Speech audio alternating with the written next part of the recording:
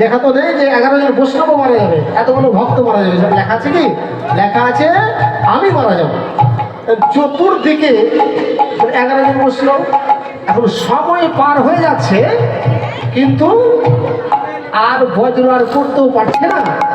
আর ভগবান যে লিখে, বিধাতা যে লিখে দিয়েছিল যে 12টার সময় তোমার মৃত্যু হবে, 12টা থেকে 1টা বেজে গেছে, একটা বিদ্যুৎ আর পড়ছে না। কেন? একটা বিদ্যুৎ যেখানে এখানে পতিত হয়, তাহলে 11 জন বৈষ্ণব তো আরো বাঁচবে না। ওই 11 জন বৈষ্ণবের জন্য ওই তার ভাগ্যের লিখন কেটে গেল। আমরা যদি এমন কর্ম করে থাকি, তাহলে এতগুলো বৈষ্ণবের চরণ ধরে যদি কেউ পায়, যদি মহাপাপীও হয়, সে তার দেহে আর একটিও পাপ থাকবে না, থাকবে না,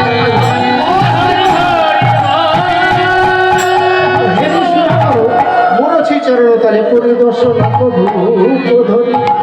ওই ভগবানের চন্দ্র মনে করেছিল আমার মতো রূপ, আমার মতো জ্যোতি, আমার মতো খ্যাতি জগতে আর কারণে। কিন্তু ওই চন্দ্র জানে না যে নবদ্বীপের যে চাঁদ, এই চাঁদ হচ্ছে নিষ্কলঙ্ক চন্দ্রিমা। এই চাঁদে কোনো কলঙ্ক নেই। এই কলঙ্ক নেই বলে ওই গগনের চাঁদ কি করলো? একটা গগনের চাঁদ 10টা খণ্ড হলো। 10টা খণ্ড হলো কেন? 10টা খণ্ড কেন হলো? ওই গগনের চাঁদ 10 খণ্ডে। আমার গৌরাঙ্গ সুন্দরের যে 2টি পদ ছিল, তা আমাদের 2টা পদও আছে। পদের মধ্যে কয়টা করে আঙুল? পায়ের মধ্যে আঙুল কয়টা করে? 5টা। আর এক পায়ে যদি 5টা হয়, আরেক পায়ে কয়টা হবে? আরেক পায়ে 5টা। এটা হলো কয়টা? 10টা। ওই গগনের চন্দ্র, একটা চন্দ্র 10টা খণ্ড হলো। 10টা খণ্ড হয়ে এবার গৌরের চরণ ধরে ক্ষমা চাপে করে গগনের একটা চরণ 10 খণ্ড হয়ে আমার গৌর চরণে আশ্রয় দিল।